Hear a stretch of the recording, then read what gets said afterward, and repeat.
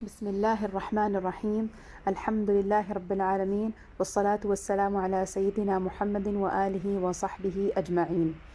کتاب ہے شرح مسند امام اعظم رحمۃ اللہ علیہ، صفحہ نمبر 288 اور عنوان ہے باب ما جاء فی صلاة الاستخارۃ، نماز استخارہ کا بیان۔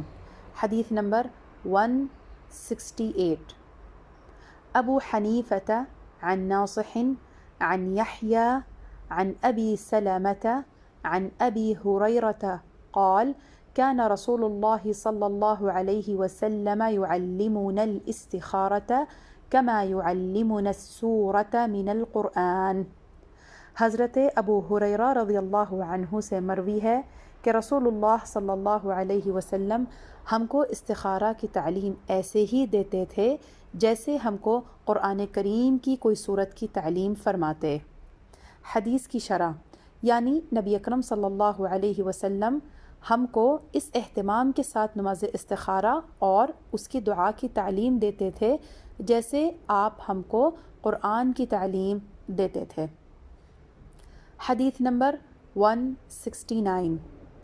ابو حنیفۃ عن حماد ابراہیم عن علقمة عن عبد الله قال كان رسول الله صلى الله عليه وسلم يعلمنا الاستخارة في الأمر كما يعلمنا السورة من القرآن، وفي رواية قال رسول الله صلى الله عليه وسلم إذا أراد أحدكم أمرا فليتوضأ وليركع ركعتين من غير الفريضة ثم ليقل اللهم إني أستخيرك بعلمك وأستقدرك بقدرتك وأسألك من فضلك فإنك تعلم ولا أعلم وتقدر ولا أقدر وأنت علام الغيوب، اللهم إن كان هذا الأمر خيرا لي في معيشتي وخيرا لي في عاقبة أمري فيسره لي وبارك لي فيه، وزاد في رواية وإن كان غيره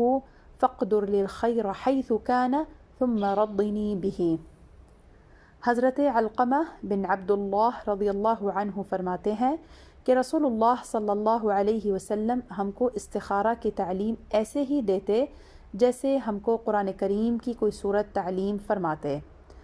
ایک روایت میں آپ فرماتے ہیں کہ رسول اللہ صلی اللہ علیہ وسلم نے فرمایا، جب تم میں سے کوئی ایک کسی کام کا ارادہ کرے تو فرض نماز کے علاوہ باوضو ہو کر 2 رکعت نماز ادا کرے اور پھر یہ دعا کرے۔ دعا کا ترجمہ: اے اللہ، تیرے علم سے میں خیر کا طالب ہوں، میں تیری قدرت کا طالب ہوں، میں تجھ سے تیرا فضل مانگتا ہوں، یقیناً تو جانتا ہے اور میں نہیں جانتا، تو قادر ہے، میں قدرت نہیں رکھتا، اور تو ہی غیب کو خوب جاننے والا ہے۔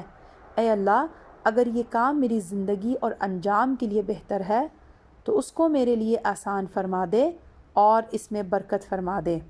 ایک روایت میں یہ زائد ہے، اگر یہ کام اس کے علاوہ یعنی عینی میرے حق میں بہتر نہیں ہے تو میرے لیے بھلائی میسر فرما دے اور جہاں بھی ہے اور مجھ سے راضی رہنا۔ حدیث کی شرح، استخارے کا معنی ہے اس کام میں جس میں خیر اور شر کا پہلو ہو اس میں خیر طلب کرنا۔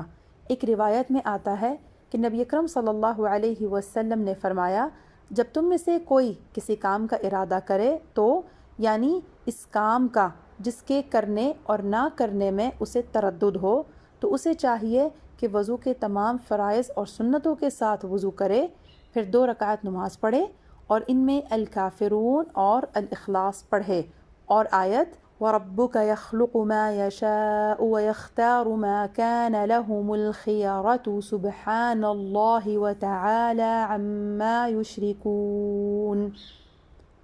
سورة القصص آیت نمبر 68 اور آیت وَمَا كَانَ لِمُؤْمِنٍ وَلَا مُؤْمِنَةٍ إِذَا قَضَى اللَّهُ وَرَسُولُهُ أَمْرًا أَن يَكُونَ لَهُمُ الْخِيَرَةُ مِنْ أَمْرِهِمْ وَمَن يَعْصِ اللَّهَ وَرَسُولَهُ فَقَدْ ضَلَّ ضَلَالًا مُبِينًا۔ سورة الاحزاب آیت نمبر 36 پڑھے۔ فقہی مسائل، دعائے استخارہ. اللهم إني أستخيرك بعلمك وأستقدرك بقدرتك وأسألك من فضلك العظيم فإنك تقدر ولا أقدر وتعلم ولا أعلم وأنت علام الغيوب. اللهم إن كنت تعلم أن هذا الأمر خير لي في ديني ومعاشي وعاقبة أمري أو قال عاجل أمري وآجله فاقدره لي ويسره لي ثم بارك لي فيه.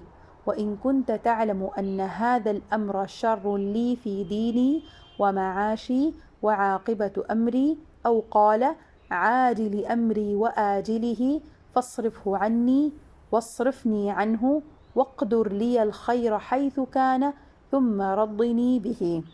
اور اپنی حاجت کا ذکر کرے خواہ بجائے هذا الامر کے حاجت کا نام لے یا اس کے بعد او قال عاجل امری میں او شکر راوی، اس میں راوی کا شک ہے. فقہا فرماتے ہیں کہ جمع کرے یعنی یوں کہے وعاقبت امری وعاجل امری وآجلہ. مسئلہ حج اور جہاد اور دیگر نیک کاموں میں نفس فعل کے لیے استخارہ نہیں ہو سکتا، یعنی وہ استخارہ نہیں کر سکتا کہ میں جہاد پر جاؤں یا حج پر جاؤں. ہاں تعیین وقت کے لیے کر سکتے ہیں. مسئلہ مستحب یہ ہے کہ اس دعا کو اول آخر الحمدللہ اور درود شریف پڑھے اور پہلی رکعت میں قل یا ایھا الکافرون اور دوسری میں قل ھو اللہ پڑھے. اور بعض مشائخ فرماتے ہیں کہ پہلی میں وَرَبُّكَ يَخْلُقُ مَا يَشَاءُ وہ آیت پڑھے اور دوسری میں وَمَا كَانَ لِمُؤْمِنٍ وَلَا مُؤْمِنَةٍ آخری آیت پڑھے. مسئلہ بہتر یہ ہے کہ 7 بار استخارہ کرے کہ ایک حدیث میں ہے اے انس جب تو کسی کام کا قصد کرے تو اپنے رب عز و جل سے اس میں 7 بار استخارہ کر، پھر نظر کر تیرے دل میں کیا گزرا کہ بے شک اسی میں خیر ہے. حاشیہ میں ذکر ہے کنز العمال کتاب الصلاح رقم 21535 جلد نمبر 7 صفحہ نمبر 336. اور بعض مشائخ سے منقول ہے کہ دعائے مذکورہ پڑھ کر با طہارت قبلہ رخ سوئے. اگر خواب میں سفیدی یا سبزی دیکھے تو وہ کام بہتر ہے، اور اگر سیاہی یا سرخی نظر آئے تو وہ کام اس کے لیے برا ہے، اس سے بچے. استخارہ کا وقت اس وقت تک ہے کہ ایک طرف رائے پوری جم نہ چکی ہو. آپ دیکھ رہے ہیں PATF Islamic info YouTube channel. مزید اسلامک ویڈیوز کے لیے ہمارا چینل سبسکرائب کریں.